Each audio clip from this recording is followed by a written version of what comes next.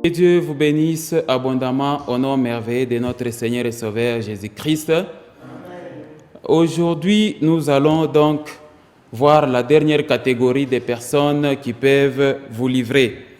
Et nous allons exploiter les thèmes « Vous serez livrés même par vos amis et connaissances ». Amen, amen. J'ai enseigné la semaine passée sur « Vous serez livrés même par vos proches ». Et j'ai défini vos proches comme des personnes avec lesquelles vous entretenez de profondes affinités, votre personne de confiance, des personnes avec lesquelles vous entretenez des relations très étroites, type de confiance, votre confident, votre collaborateur, complice, celui-là même que vous pouvez qualifier des bras droits, qui vous entoure et qui connaît vos goûts et préférences individuelles. C'est celui-là qu'on a donc appelé votre proche. Et il peut même vous situer avec exactitude. Il peut chercher même à savoir où est-ce que vous êtes. Et il le connaît donc avec exactitude. C'est celui-là qu'on appelle votre proche. Et en bref, qui était votre proche? C'est votre personne digne de confiance. Tu peux même l'envoyer pour qu'il paye les médicaments pour toi. Il peut acheter de l'eau pour toi, même à manger. Tu peux même lui donner, lui confier des grandes responsabilités. Tu peux lui confier même la gestion d'argent, la gestion même de tes affaires ou de tes biens. Quelqu'un comprend ça? C'est celui-là qu'on appelait donc proche. Et c'est ce que j'ai enseigné la fois passée. J'ai insisté sur le fait que si quelqu'un te fait confiance, n'abuse pas. Amen, amen. Si quelqu'un fait de toi un homme proche, il ne faut jamais le trahir. Ne trahissez jamais la personne qui a fait de vous ce que vous êtes. Est-ce que je suis en train de parler à quelqu'un? Parce qu'il y a beaucoup donc de trahisons dans plusieurs domaines. Quelqu'un par exemple qui t'a fait étudier. Quelqu'un qui a fait de toi ce que tu es. Donc tu seras toujours reconnaissant. Dieu voudrait que les êtres humains soient reconnaissants envers les gens qui font du bien à votre égard. Amen, amen. Prenons par exemple quelqu'un qui t'a branché dans une affaire. Vous devez être reconnaissant envers cette personne-là. Et donc, l'objectif de l'enseignement de la fois passée, c'était de vous enseigner de ne jamais trahir vos proches. Et que vous, qui avez été approchés et que vous êtes qualifié comme proche de quelqu'un, ne trahissez jamais la personne qui vous a approché. Est-ce que quelqu'un comprend ça? Amen, amen. Donc, vous trouvez des fois aussi, prenons l'exemple d'un enfant qui a grandi et qui demande à sa maman la facture des douleurs de l'enfantement. Est-ce que ça c'est normal? Ça s'appelle trahison, ça. Amen, amen. Est-ce que les douleurs de l'enfantement a un prix? Quand vous demandez la facture, que non, voilà, donne la facture comme ça, moi je vais payer ce que tu as senti quand tu étais à la technique pendant que tu me mettais au monde. Ça, c'est la trahison, n'est-ce pas? Et un chrétien ne doit pas avoir des langages comme ça. Amen, amen. Donc, nous ne sommes pas appelés à faire le mal. Quelqu'un comprend ça? Le chrétien n'est pas appelé à trahir. Voilà pourquoi nous insistons sur ces choses. Le chrétien ne doit pas livrer les autres. Et ça fait très mal de voir un proche vous livrer. Ça fait très mal de voir la personne proche, la personne digne de confiance vous trahir. Vous abandonnez pendant les moments difficiles et vous critiquez. Comme c'est le cas par exemple de certains commerçants qui vont à Dubaï. Quand tu es ici au pays, tu vas dire à ton ami que non, dès que nous sommes à Dubaï, je vais t'aider. Je vais te montrer tout ce qu'il faut. Mais aussitôt vous arrivez là-bas, vous abandonnez la personne. Ce n'est pas la trahison ça. Bon, quelqu'un se retrouve dans un pays étranger, il ne sait pas quoi faire. Toi, au départ, tu avais dit que non, en tout cas, je vais te servir de guide. Allons jusqu'à Dubaï, je vais te montrer comment on achète les choses. Mais toi, tu arrives sur place, tu abandonnes la personne. Ce n'est pas la trahison, ça. Amen, amen. Ne trahissez jamais vos proches. Quelqu'un comprend ça? Et ne jouez jamais le rôle de traître dans la vie. Et pour terminer le résumé de ce que nous avons vu la fois passée, j'ai vraiment découragé les jeunes gens qui aiment bien la profession de commissionnaire des femmes. Ça, Dieu vous interdit, j'insiste encore là-dessus. Dieu vous interdit d'être commissionnaire des femmes. Amen. Hein? il y a beaucoup donc de travaux des commissions ou des affaires à la commission que la Bible autorise. Donc, comme je l'avais dit la fois passée, tu peux être commissionnaire des maisons à louer, tu peux être commissionnaire des maisons à vendre, tu peux être commissionnaire des camions qu'on charge pour amener la marchandise, je ne sais pas moi, dans les Kasaï ou encore dans les Bukama. Tu peux être commissionnaire des wagons, tu peux être commissionnaire des ciments, des carreaux, tout ça. Quelqu'un comprend ça? Amen. Oui, mais Dieu t'interdit d'être commissionnaire des femmes. Voilà le résumé de ce qu'on avait vu la fois passée. Mais aujourd'hui, nous sommes en train de voir, vous serez livrés même par vos amis. Lisons notre verset de base en Luc chapitre 21. Nous lisons le verset 16. La Bible dit ceci, avec les paroles du Christ. Vous serez livrés même par vos parents. Ça, j'ai déjà enseigné. Même par vos frères. Ça, j'ai déjà enseigné. Même par vos proches. Ça, j'ai enseigné le dimanche passé. Et aujourd'hui, j'enseigne par vos amis. Vous serez livrés même par vos amis. Et ils feront mourir plusieurs d'entre vous. Amen, amen. Voilà donc ce que nous allons approfondir aujourd'hui. Vous serez livrés même par vos amis. Alors, qui sont vos amis? Vos amis, ce sont des personnes avec lesquelles vous êtes unis par l'amitié. C'est la personne qui est liée à une autre personne par un sentiment tendre et par un sentiment d'amour. Quelqu'un comprend ça? Comment l'amitié peut naître? C'est peut-être sur les bancs de l'école. Ça peut être pour des problèmes de métier. Ça peut être pour des raisons d'habiter ensemble dans un quartier. Mais cette amitié peut toujours arriver à son terme. Est-ce que je parle à quelqu'un? Cette amitié peut toujours arriver à son terme. Une fois que vous avez terminé les études, peut-être votre ami a voyagé, vous n'allez plus à vous revoir régulièrement. Quelqu'un comprend ça? Mais il existe donc l'amitié par excellence, c'est l'amitié conjugale. Amen, amen. Donc, je suis en train de parler à un mari de quelqu'un. Amen, amen. Est-ce que je suis en train de parler à une femme de quelqu'un? Sache que le mari qui est à tes côtés là, c'est celui-là ton ami par excellence. Et la femme qui est à tes côtés là, c'est ça votre ami aussi par excellence. Amen, amen. Donc, un ami, c'est la personne que vous aimez. Et pour vous, mari, la femme, c'est ça, l'excellente amie. Quelqu'un comprend ça? Et pour vous, mari aussi. Amen, amen. La femme, c'est votre ami par excellence. Et pour vous, femmes, le mari, c'est lui, votre ami par excellence. Pourquoi votre mari est votre ami par excellence? Tout simplement parce que vous avez scellé une alliance. Quelqu'un comprend ça? Vous avez scellé une alliance de ne plus jamais vous séparer. Amen, amen. Devant les témoins, devant les familles, les deux familles, devant l'officier de l'État et devant l'Église, vous avez juré de demeurer ensemble jusqu'à ce que la mort fasse quoi? Vous sépare. Amen, amen. Mais comment expliquer aujourd'hui de voir que non, les amis par excellence commencent à se qualifier de démons dans les maisons? Amen, amen. C'est dommage de voir votre excellente amie qui fait l'objet de coups et blessures, comme je l'avais enseigné la fois passée. Tout le temps, vous devez toujours menacer votre femme, vous la qualifiez de démon, des menaces de la chasser tous les jours, des coups et blessures tous les jours. Alors, où est l'amitié pendant ce moment-là? Le foyer s'est détruit tout simplement parce que l'amitié dans le foyer a disparu. C'est la livraison totale parce que la Bible dit que vous serez livrés même par vos amis. Alors tu ne dois pas être ce mari-là qui peut livrer ta femme, tu ne dois pas être cette femme-là qui peut livrer qui? Son mari. Est-ce que quelqu'un est en train de comprendre ces choses? Amen. Hein? Vous serez livrés même par vos amis. Celle avec qui vous habitez tous les jours. Ou celui avec qui vous habitez tous les jours. Comment il peut se transformer en ennemi? Amen, amen. Ce n'est pas ça. Et tu ne dois pas être cette femme-là qui te dit non, moi. Ou cet homme-là qui dit à sa femme que toi, tu es vraiment un démon. Et la femme aussi qui se dit, mais toi tu ne savais pas que quand tu m'épousais là, tu avais affaire à une femme démon.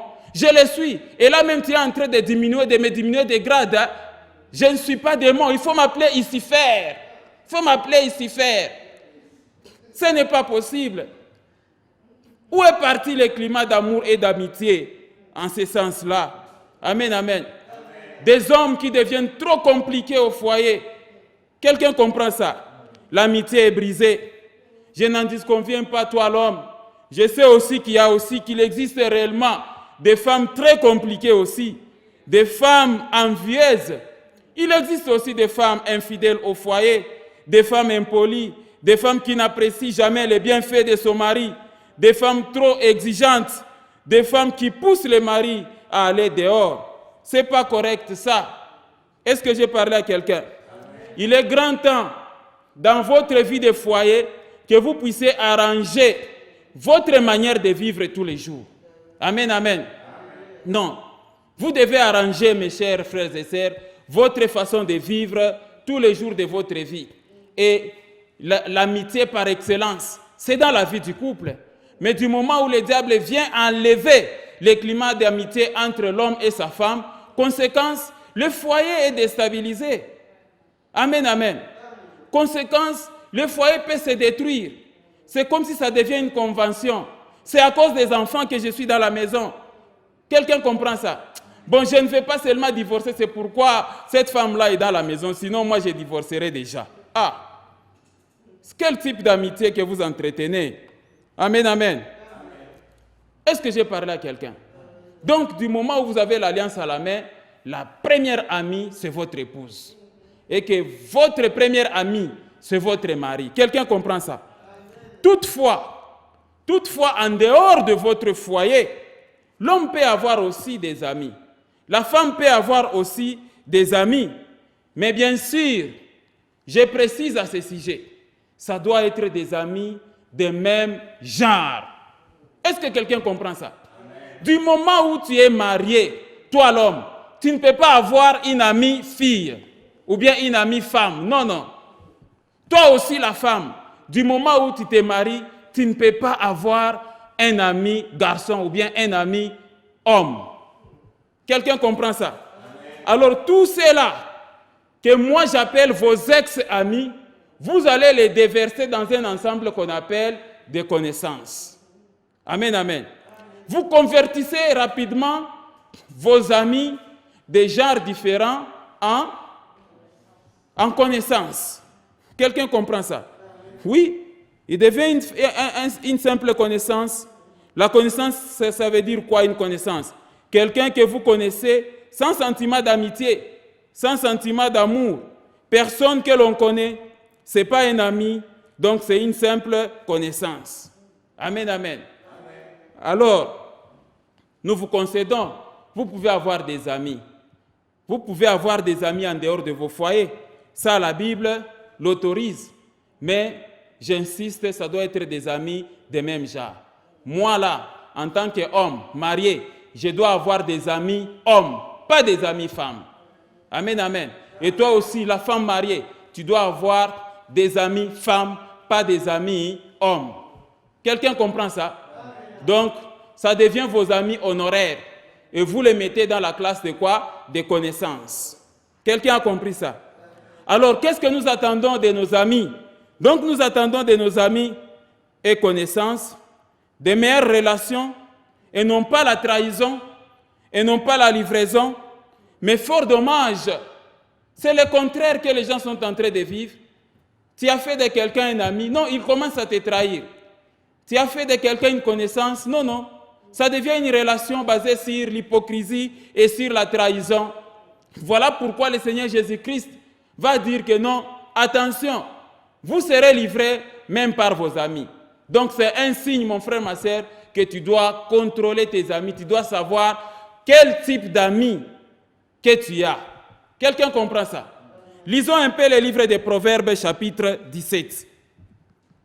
Amen, amen. Nous lisons Proverbes, chapitre 17, les versets 17. La Bible dit ceci. L'ami aime en tout temps. Quelqu'un comprend ça? l'ami aime en tout temps et dans les malheurs, il se montre un frère. C'est ça, l'amitié. L'amitié n'a pas de saison. L'amitié, ce n'est pas vous aimer quelqu'un le matin et le soir vous l'haïssez, non. L'amitié n'a pas de changement de saison. La Bible dit que l'ami aime en tout temps. Est-ce que je parle à quelqu'un? Est-ce que tu aimes ton ami en tout temps? Couple marié, vous qui me suivez, est-ce que vous aimez votre épouse en tout temps? Ou bien c'est seulement quand on passe là pour vous conseiller, là, à ce moment-là, c'est juste une stabilité apparente de 3 jours. Donc sur 365 jours, vous n'avez que 10 jours d'harmonie. Et les 345 jours qui restent là, bagarre sur bagarre. Non, là, ça ne marche pas. Amen, amen. La Bible dit que les vrais amis aiment en tout temps. C'est ça. Donc nous devons éviter l'hypocrisie dans les amitiés. Et un ami ne peut pas livrer ni trahir son ami. Vous devez aimer en tout temps votre ami. Quelqu'un comprend ça. Même dans la vie de foyer, toi aussi la femme, tu dois aimer ton mari en tout temps. Ce n'est pas parce qu'on t'a payé les pagnes wax hollandais. Là, le mari est très gentil. Tu vas faire des éloges comme tu veux. Parce que le mari t'a donné l'argent. Et 2 jours après, tu oublies. Tu rentres dans tes folies. Tel est le cas aussi pour certains maris. Tu aimes ta femme parce que tu es en crise. Tu ne touches plus à l'argent. Là, la femme a de la valeur. Et quand on te glisse un peu d'argent, allez, tu prends fuite. Quelqu'un comprend ça? L'amour ne doit pas être intermittent. La Bible dit qu'un bon ami aime en tout temps et dans les malheurs, il est plus qu'un frère. C'est comme ça. Quelqu'un comprend ça? Dans les malheurs, il se montre un frère.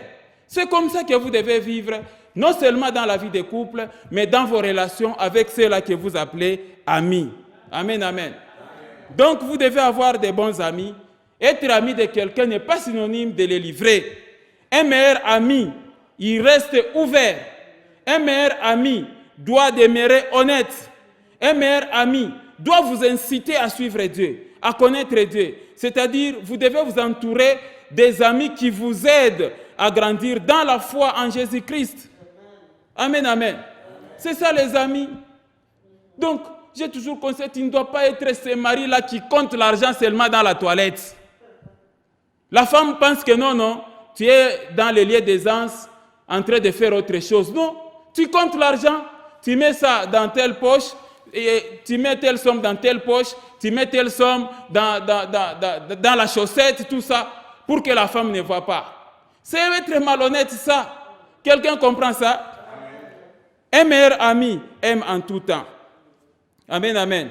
Donc vous avez besoin des amis qui vous aident à prier, des amis qui vous aident à grandir dans la foi, des amis qui vous aident à lire la Bible et des amis qui vous aident à discerner la vie, ce qui est important, de vous débarrasser de ce qui n'est pas important. Un bon ami doit donner des bons conseils. Est-ce que quelqu'un comprend ça? Amen, amen. Lisons un peu Proverbes chapitre 12. Allons dans le livre des Proverbes chapitre 12. Ah, c'est vraiment très merveilleux. Vous devez être cet ami-là sur qui on compte. Le juste montre à son ami la bonne voie, mais la voie des méchants les égare. Amen, amen. Voilà les critères avec lesquels tu peux t'approcher de moi pour être mon ami. Amen, amen. Et c'est ces critères que vous devez choisir, vous tous. Vous devez être celui-là qui montre la bonne voie. Pas l'amitié qui est basée sur les mauvais conseils. L'amitié qui est basée sur la prostitution. Quelqu'un comprend ça? La Bible dit que un mauvais ami, égare son ami dans le mal. C'est ça, c'est être méchant. C'est ça la manière dont un ami peut vous livrer. C'est de vous amener à vous comporter très mal. Est-ce que j'ai parlé à quelqu'un? Vous avez besoin donc de bons amis. L'amitié doit être basée sur Christ. L'amitié doit suivre le chemin qui est Jésus-Christ. Et non pas l'amitié qui est basée sur se droguer, sur les ambiances, sur fumer du chanvre. Ça, ce n'est pas l'amitié, ça. L'amitié basée sur les ambiances. L'amitié basée sur l'ivrognerie. l'amitié qui est basée sur la prostitution, ça, ce n'est pas être dans les groupes d'amitié, mais c'est être dans une association des malfaiteurs, association des escrocs. Quelqu'un comprend ça? Et si vous êtes dans cette bande-là, des fumeurs de chanvre, de ceci, tout ça, alors vous êtes entouré des amis qu'on appelle des porteurs malheur. Quelqu'un comprend ça? Amen, amen. Donc, en tant que chrétien, vous devez contrôler la nature de vos amis. Parce que si vous avez un ami, par exemple, escroc, vous serez aussi qualifié d'escroc. Quelqu'un comprend ça? Amen. Et un chrétien doit limiter aussi le nombre d'amis. Tu ne dois pas aussi en avoir autant. Et parmi tes amis, comme j'ai dit là, la meilleure amie, c'est qui? C'est ta femme. Les meilleurs amis pour la femme, c'est son mari. Les autres amis que vous avez, oui, il n'y a pas de problème, mais dans l'entretemps, vous devez les checker pour voir leur nature. Vous ne devez pas aussi avoir beaucoup d'amis. Si vous avez beaucoup d'amis, vous aurez aussi beaucoup de problèmes, dit la Bible. Amen. Hein? Lisons dans le livre des Proverbes, chapitre 18. Proverbes, chapitre 18, nous lisons les versets 24. Amen, amen. La Bible dit ceci. C'est lui qui a beaucoup d'amis, les a pour son bonheur, n'est-ce pas? Non. C'est lui qui a beaucoup d'amis, les a pour son malheur. Mais il est tel ami plus attaché qu'un frère. Amen, amen. Voilà. Je pense que la Bible est claire. Donc attention, vous devez filtrer et savoir qui sont vos amis, quelles sont leurs qualités, quels sont leurs caractères.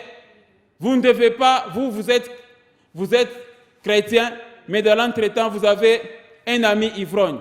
Vous serez donc assimilé. Ah, je me rappelle, je me suis présenté un jour chez le papa d'un ami que j'ai qualifié aujourd'hui comme ami honoraire parce que je l'ai mis dans les cercles de connaissances. Je me suis présenté, bonjour papa, c'est moi l'ami de votre fils aîné. Et le papa s'est sauté, ah, donc toi aussi tu rentres à 3 heures du matin à la maison.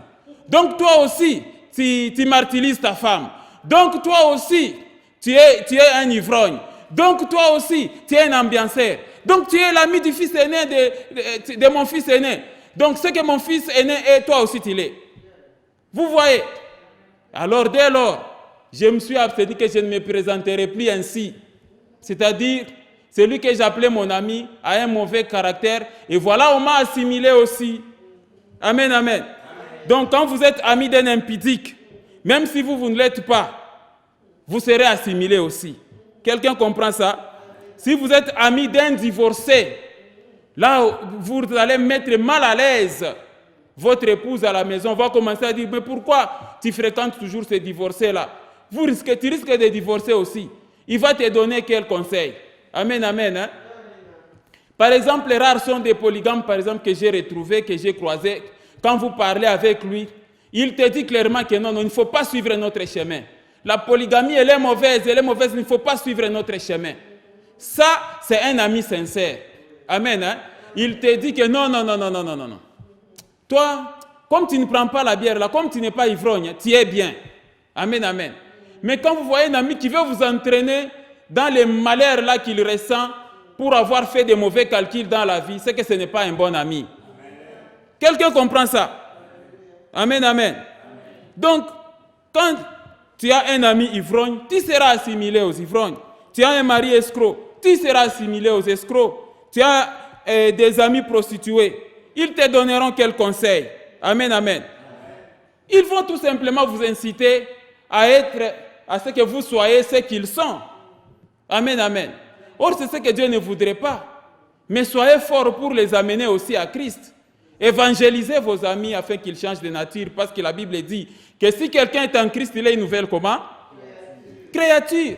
Les choses anciennes sont passées, voici toutes choses sont devenues comment? Nouvelles. C'est ça. Nous devenons une pâte nouvelle en Christ. C'est-à-dire, on se laisse briser. Tu fus autrefois ivrogne, maintenant tu ne l'es plus en Jésus-Christ. Tu fus autrefois, je ne sais pas moi, un prostitué, un coureur de jupons. Maintenant que tu es en Christ, Christ t'a brisé, tu ne l'es plus. Tu changes de nature. Amen, amen. Est-ce que je parle à quelqu'un? Donc c'est ça, la vie nouvelle en Christ, comme on l'appelle la vie nouvelle en Christ. Une vie nouvelle en Christ, c'est le changement de comportement et de mentalité. Amen, amen. Mais, comme vous le constatez ici, vous serez livrés par vos amis. La manière subtile pour vos amis de vous livrer, c'est que ces amis-là vont chercher à vous entraîner dans la mauvaise voie. Amen, amen. Et Dieu n'aime pas ça. Quelqu'un comprend? Un ami ou une connaissance peut vous livrer. Amen, amen. Alors si vous avez des amis qui ne sont pas de même nature que vous, mettez-les seulement dans les cercles de connaissances, pas dans les cercles d'amitié. Parce que l'amitié, c'est la tendresse, c'est l'amour. L'amitié, c'est avoir la préoccupation pour que ton prochain puisse avoir le bonheur. Amen, amen. C'est ça l'amitié. Sinon, dans le cas contraire, vous les mettez dans les cercles de connaissances parce qu'il n'y a pas de rapport entre la lumière et les ténèbres. Tout ce que vous avez à faire quand vous avez des connaissances qui sont loin de Christ, vous devez les évangéliser pour qu'ils changent de conduite. Parce que Dieu voudrait qu'un être humain passe de la folie comportementale au bon sens. Il y a beaucoup de fous du point de vue comportemental. Et même examinez la manière dont vous vivez dans les foyers. Si la femme se réveille le matin, lèvres gonflées, ce n'est pas la folie ça. Qui a gonflé ça? Non, non, c'est mon mari. Mon mari m'a tapé. Voilà, les yeux gonflés. Quelqu'un comprend ça? On nous a raconté l'histoire d'un mari qui a tué sa femme comme ça. Amen. Hein? Et qui peut venir rapidement? Frère distingué, viens très très rapidement. Amen, amen. Ces jours-là, la bagarre était tellement intensive. Et l'homme et la femme enfermés dans la chambre. Une bagarre nocturne très sérieuse. Et comme d'habitude, l'homme a toujours la force physique. Et l'homme prend la femme, passe de l'autre côté. Voilà. Il l'étrangle comme ça. Tu étrangles ta femme comme ça. Et le matin, la femme est malade. Elle commence à sentir les maux de tête. On l'amène à l'hôpital. On a constaté qu'il y avait un nerf au niveau du cou. Le nerf qui communiquait avec le cerveau est complètement brisé, complètement cassé. Et quand les membres de famille viennent voir la femme à l'hôpital, qu'est-ce qu'il y a? Il n'y a rien. La femme est en train de cacher.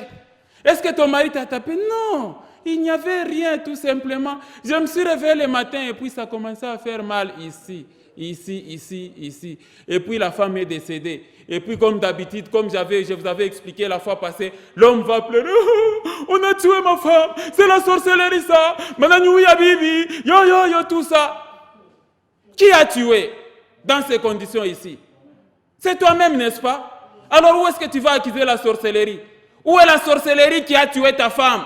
C'est toi-même, tu l'as très mal étranglé, Et le matin, là, tu deviens hypocrite. Là, oh ma femme, yo. Ça va, tu peux partir. Amen, amen. Soyez stable dans la vie au foyer. Est-ce que j'ai parlé à quelqu'un? Donc, il n'y a pas de rapport entre les ténèbres et la lumière. Vous devez donc revenir au bon sens, c'est ce que Dieu voudrait. Il faudrait que quand vous réfléchissez, que vous puissiez réfléchir selon Dieu. Amen, amen. C'est ça. Est-ce que c'est la mauvaise compagnie qui te pousse donc à taper ta femme, qui te pousse à te comporter très mal? C'est ça, vous serez livré par vos amis. Il y a des amis qui donnent toujours des mauvais conseils. Voilà pourquoi Dieu nous interdit des fois d'avoir des relations avec des mauvais amis. Quelqu'un comprend ça? Amen. Et vous allez voir par rapport à ces sujets, les Écritures de Dieu sont des fois trop rigoureuses et trop sévères à ces sujets. Lisons 1 Corinthiens chapitre 5, verset 9. 1 Corinthiens chapitre 5, nous lisons les versets 9 et les versets 11. Vous allez voir comment Dieu est très sévère à ce sujet. Je vous ai écrit, regardez les versets 11. Je vous ai écrit dans ma lettre de ne pas avoir de relations avec qui? Des impudiques. C'est très sévère, n'est-ce pas? Dieu vous demande de couper les relations avec les impudiques. Les amitiés qui sont basées sur l'impudicité. Vous devez éviter ces choses. Amen, amen. Des relations ou de l'amitié qui est basée seulement sur les mauvaises choses, sur des aventures. Association des personnes qui se jouent avec des femmes d'autrui ou qui se jouent avec des maris d'autrui. Non, Dieu vous demande de couper des relations pareilles. Lisons le verset 20. Est-ce que je suis en train de parler à quelqu'un? Regardez le verset 11. Maintenant, ce que je vous ai écrit, c'est de ne pas avoir de relations avec quelqu'un qui se nomma frère et comment? Impudique, ou cupide, ou idolâtre, ou outragé, ou ivrogne, ou ravisseur, de ne pas même manger avec un tel homme. N'est-ce pas très sévère ça? Amen, amen. C'est très sévère ça. Donc, vous devez faire attention avec l'influence de vos amis dans vos relations. Attention avec l'influence de vos amis qui ont de très mauvais caractères. Vous devez faire très attention. C'est comme ça qu'ils peuvent donc vous livrer et vous trahir. À cause de ceci, Dieu interdit donc ses enfants d'être des traîtres ou encore de se faire influencer dans le mal. C'est la trahison. Amen, amen. Lisons encore 1 Corinthiens chapitre 15, au verset 33. Vous devez faire très attention, mes chers frères et sœurs. Amen, amen. Filtrez la qualité de vos amis. Celui qui est mauvais, c'est un faux ami. Vous vous retirez de lui et vous le mettez dans la catégorie des connaissances parce qu'il risque de vous livrer. Il risque d'influencer votre conduite bonne qui devient mauvaise. Je disais qu'on a où? 1 Corinthiens chapitre 15, le verset 33. Ne vous y trompez pas. Les mauvaises compagnies corrompent les bonnes mœurs. Les mauvaises compagnies corrompent les bonnes habitudes.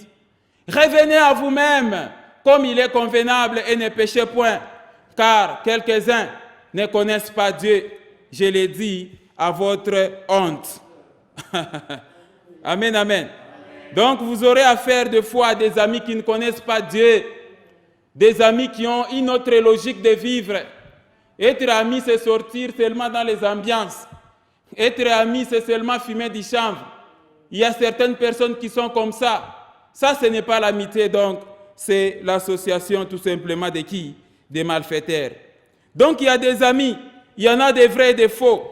Il y a des faux amis qui sont souvent là et qui s'approchent de vous simplement par motif d'intérêt. Il y a donc des vices, des fois des trahisons, qui empêchent les hommes d'avoir beaucoup d'amis. Comme nous l'avons lu, la Bible nous interdit d'en avoir beaucoup. Amen, amen. Il y a des amis qui vous aiment. Faites de ces gens-là vos amis, mais pas en grand nombre. Mais il y a aussi des amis qui vous haïssent. Dès que vous constatez que votre ami a de la haine contre vous, retirez votre amitié. Quelqu'un comprend ça? Parce que celui-là, il est prêt à vous livrer. Celui-là, il est prêt à se convertir en ennemi. C'est comme ça que nous avons lu que celui qui a beaucoup d'amis, il les a pour le malheur. Autant d'amis et autant aussi de problèmes que tu peux résoudre. Quelqu'un comprend ça? Et autant de possibilités aussi que tu sois livré, que tu sois trahi par des faux amis qui vous montrent dedans, mais en réalité, il n'est pas ton ami. Amen, amen. Il arrive des fois des amis qui se convertissent en ennemis par jalousie. Par jalousie seulement de la vie. Quand un ami constate que non, toi tu évolues plus que lui, il commence à te jalouser. Il commence à prendre des stratégies pour te déstabiliser, même pour déstabiliser ton foyer. Voilà pourquoi, si tu es dans le groupe des amis qui vivent en compétition, retire-toi, mon frère, ma soeur, tu risques de mourir. Amen, amen. Quelle est cette bande d'amis-là qui vivent en compétition? Oh, veste, au sombaki combien? Moi, je vais acheter la veste plus chère que la sienne. La voiture, si tu as acheté à combien? Bon, moi, ça c'est la Corona. Moi, je vais prendre la Jeep Prado. Moi, je vais faire ceci, tout ça. Donc, c'est-à-dire, vous vivez en compétition. Amen, amen. Non, ça, ce n'est pas correct. Et un chrétien ne doit pas être dans ce groupe d'amis-là. Sinon, vous risquez de perdre votre vie dans la jeunesse. Il faut faire très attention. On connaît plusieurs personnes, des fois, qui ont été empoisonnées par qui? Par leurs amis. C'est-à-dire, c'est de l'amitié qui est basée sur l'hypocrisie. Est-ce que j'ai parlé à quelqu'un? Amen. Hein? C'est comme ça que vous aurez des fois des langages du genre que non, voilà, non, tu vois celui-là, il m'avait dépassé la vie il y a seulement 5 ans. Maintenant là, je le dépasse. Bon, comment tu peux tenir un langage comme ça à l'endroit d'un ami que tu aimes?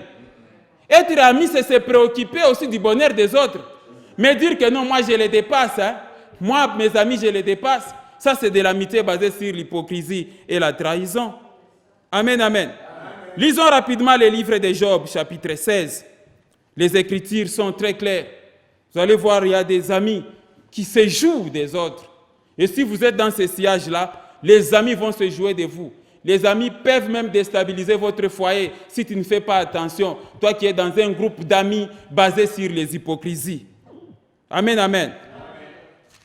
Je disais qu'on a où? Est-ce que je suis en train de parler à quelqu'un? Job chapitre 16. Les versets 20 et les versets 21. Regardez comment la Bible est claire. Mes amis se jouent de moi. C'est Dieu que j'implore avec larmes. Verset 21. Puisse-t-il donner à l'homme raison contre Dieu et au Fils de l'homme contre ses amis? Il y a donc de faux amis qui se jouent des autres. Il y a des amis qui jouent le rôle de Jésus avec Judas. C'est ces amis-là qu'on appelle les amis Judas. Il faut faire très attention. C'est pourquoi Job est tenté de dire ici, mes amis se jouent de moi. Il y a donc des amis qui peuvent se jouer de toi. Tu peux avoir un ami sur qui tu comptes. Non, mais cet ami-là, en train de sortir avec ta femme, ou bien cet ami-là, en train de sortir avec ton mari, quelqu'un comprend ça? Toi, tu accueilles un ami que non, c'est un ami. Non, non. Ton ami-là, vient chercher ta fille. Et ça, c'est la trahison. C'est ça, vous serez livrés par vos amis. L'amitié basée sur l'hypocrisie. Amen, amen. C'est ça. Quel conseil que ce monsieur-là peut donner, ou cette dame-là peut donner? Les mauvais amis peuvent détruire tout un foyer. Les gens auxquels vous vous liez par les liens d'amitié, vous devez savoir leur nature. Est-ce que l'amitié est sincère? Quelqu'un comprend ça? C'est pourquoi je t'exhorte, toi la femme de quelqu'un, limiter tes blagues avec les amis de ton mari. Il y a des fois des maris qui font des blagues vraiment d'une manière trop exagérée. Amen, amen. Je t'exhorte, toi l'épouse de quelqu'un, de limiter les blagues avec les amis de ton mari. Pas des blagues dans le sens de séduction. Non, non, non, non, non, non. Est-ce que je suis en train de parler à une femme? Amen, amen. Et toi aussi l'homme, quand tu sais que tu es l'ami de quelqu'un, et chaque fois quand tu es en présence de la femme de ton ami, il faut contrôler ton langage et tes blagues. Amen, amen. Quelqu'un comprend ça? Tu ne peux pas prendre ton téléphone là, tu appelles la femme de ton ami. Ah chérie, comment ça va? Je te porte dans mon cœur. Hein? Non, non, non, non, tu es vraiment très belle. J'ai toujours dit que, en tout cas, mon ami, non, non, non, non, mon ami a une femme. Une belle femme vraiment comme toi. Ah bon? Mais quand tu rentres dans ta maison là-bas, ta propre femme là, est-ce que tu fais des éloges comme ça? Toi, les éloges, c'est seulement sur la femme d'autrui. Et toi aussi, la femme, quand on t'appelle comme ça, tu dis, ah, Nasepeli. Non, non. Il faut dire à cet homme-là que non, toi, tu es l'ami de mon mari. Tu ne peux pas commencer à m'appeler comme ça pour dire, je te porte dans mon cœur. Amen, amen. Quel éloge! Ça, c'est une forme de trahison. Et c'est comme ça que vous vous entremêlez dans les impudicités que Dieu n'apprécie pas. Et le jour où tu es malade sur le lit d'hôpital, oh Seigneur, aide-moi tout ça, le Seigneur ne t'aidera pas. Parce que vous vous êtes lancé dans les impudicités que Dieu n'apprécie pas. Tu ne peux pas aller connaître des rapports avec une femme qui ne t'appartient pas, avec un mari qui ne t'appartient pas. La femme de ton ami ou bien le mari de ton ami. Ça, tu ne peux pas le faire, c'est la haute trahison. Amen, amen. Lisons Psaume chapitre 55. C'est comme ça, Dieu, vous allez voir, il dit dans Proverbe que non. Ok, puisque je te donne mes instructions, toi tu ne m'écoutes pas, moi aussi, je tournerai mon dos. Tes prières-là, je ne les exaucerai plus. Parce que je donne des instructions, toi tu ne m'écoutes pas. Quelqu'un comprend ça? Lisons Psaume chapitre 55. La vie chrétienne, c'est une vie de rigueur. Amen, amen. Je disais qu'on a eu Psaume chapitre 55. Est-ce que je suis en train de parler à quelqu'un? Lisons les versets 12 jusqu'à 14. La méchanceté est au milieu d'elle, et la fraude et la tromperie ne quittent point ses places. Ce n'est pas un ennemi qui m'outrage, je le supporterai. Ce n'est pas mon adversaire qui s'élève contre moi, je me cacherai devant lui. Mais regardez le verset 14, c'est qui? Oui, c'est toi que j'estimais mon égal. Toi, mon confident et mon ami, c'est toi qui me fais des choses pareilles. Amen, amen. Ça, c'est la méchanceté. Ton ami en voyage, toi, tu restes sortir avec sa femme. Ça, c'est très compliqué. Des amis qui vous témoignent leur amour par apparence, vous comptez sur eux, mais ils vous poignardent au dos. Ce n'est pas ça de l'hypocrisie, ça. Amen, amen. Et il y a même des serviteurs aussi comme ça. Quelqu'un m'a raconté une histoire là. Bon, serviteur de Dieu, tu as béni un mariage. Et voilà le fils aîné qui sort là, te ressemble. Amen, amen. Est-ce que c'est normal ça? On m'a raconté une histoire comme ça que non, voilà, les jeunes gens sont en justice. Ils cherchent à divorcer. Vous n'êtes pas sérieux? Amen, amen. Comment expliquer que parmi les enfants, par exemple, l'un d'eux va ressembler à un parrain de mariage? Ça, c'est de l'escroquerie et de la trahison, ça. Donc, il y a certains parrains aussi qui ont choisi comme sphère d'influence de la prostitution les fioles de mariage. Et certains serviteurs aussi qui ont choisi comme sphère d'influence de sa prostitution les mariages qu'ils sont en train de bénir. C'est de l'hypocrisie et de la haute trahison, ça. Amen, amen. L'hypocrisie règne au milieu des hommes. L'hypocrisie règne. Et Dieu n'est pas content de voir le cœur de l'homme être ainsi. Lisons Jérémie. Il faut éviter de mauvais amis. L'amitié cachée là, ce n'est pas l'amitié qui est bonne. Lisons Jérémie chapitre 9. Jérémie chapitre 9.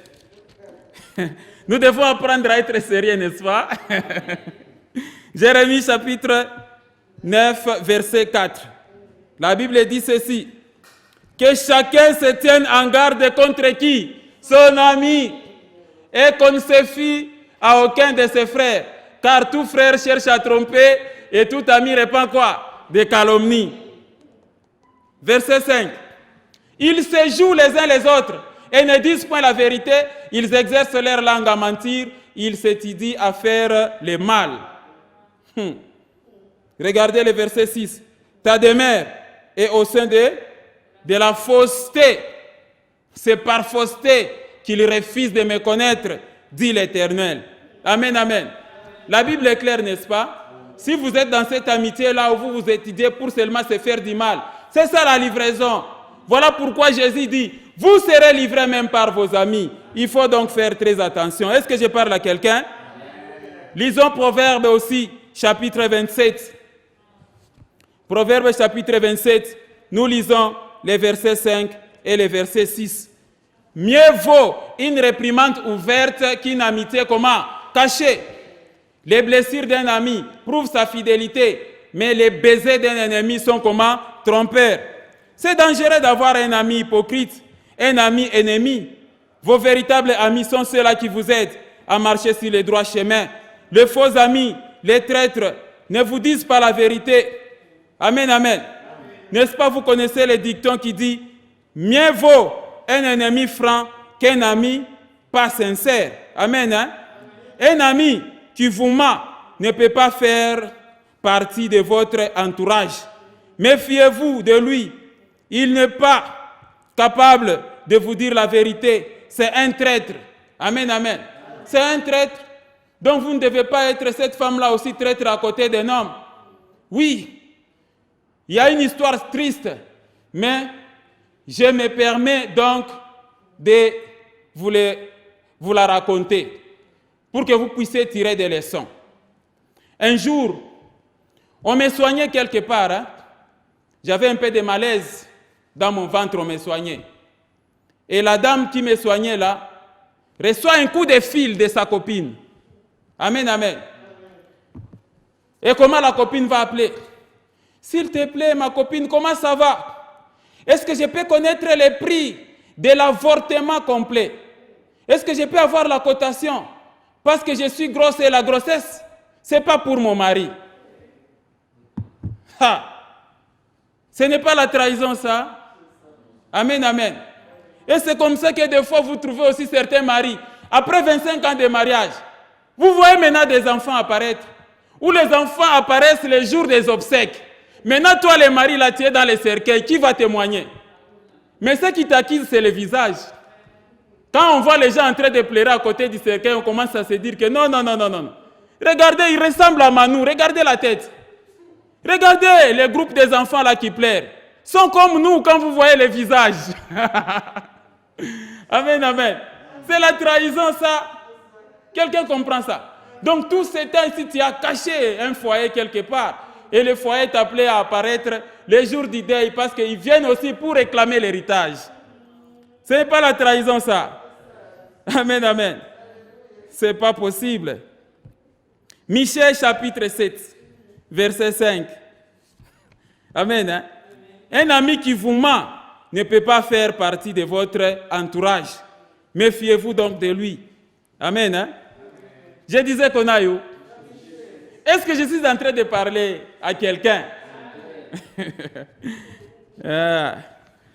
Michée, chapitre 7, le verset 5 dit ceci. Ne crois pas à un ami, ne te fie pas à un intime, devant celle qui repose sur ton sein. Garde les portes de ta bouche.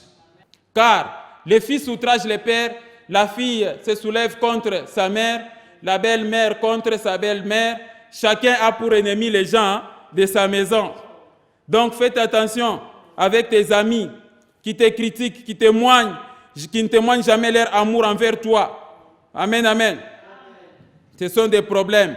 Plus que tu as beaucoup d'amis, plus que tu les as pour les problèmes.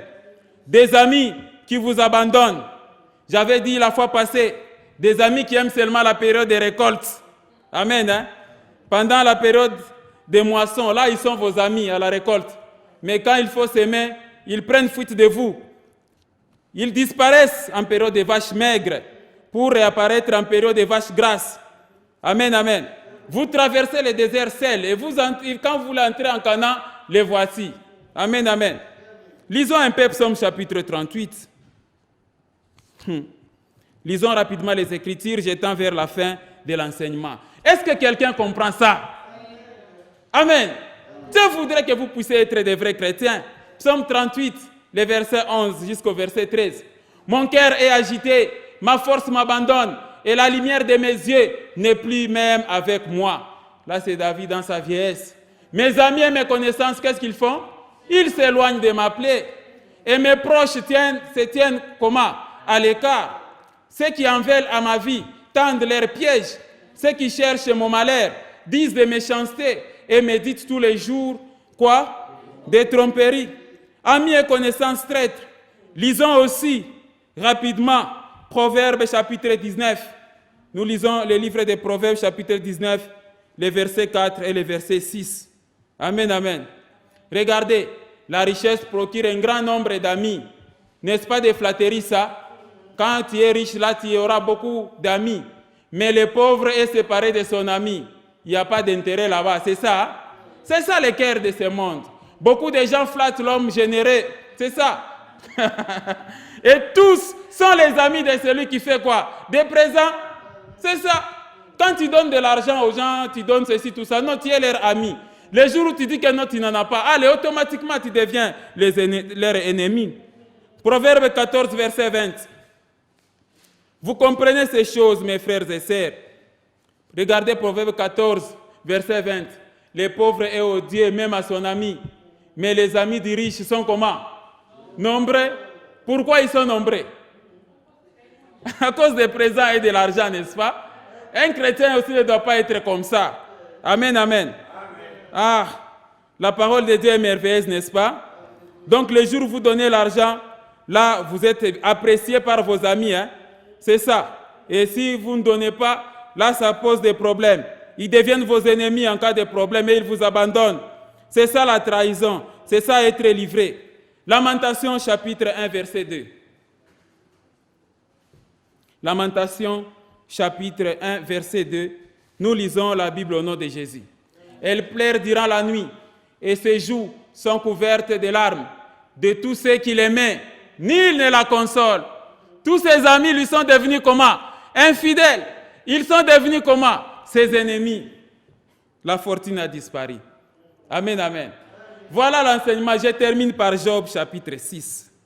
Terminons avec le livre de Job chapitre 6. Amen, amen. Regardez Job. Toutefois, mon frère, si tu vois ton ami dans les malheurs, il faut le soutenir, il faut l'aider. Est-ce que j'ai parlé à quelqu'un? Un chrétien doit avoir compassion de ses amis. Il ne doit pas être source de malheur, il ne doit pas livrer les amis. La Bible dit, nous pouvons lire pour terminer, Job chapitre 6, le verset 14. Celui qui souffre a droit à quoi? À la compassion de son ami. Celui qui souffre a droit à la compassion de son ami, et même quand il abandonnerait la crainte du Tout-Puissant. Vous accablez un orphelin, vous persécutez votre qui? Ami. Amen, amen. Voilà ce qu'a été l'enseignement d'aujourd'hui. Voilà donc, mes frères et sœurs, je sais que vous avez été grandement bénis et que vous allez vous repentir. Ce sont les enseignements de repentance. Que Dieu vous bénisse abondamment au nom de Jésus.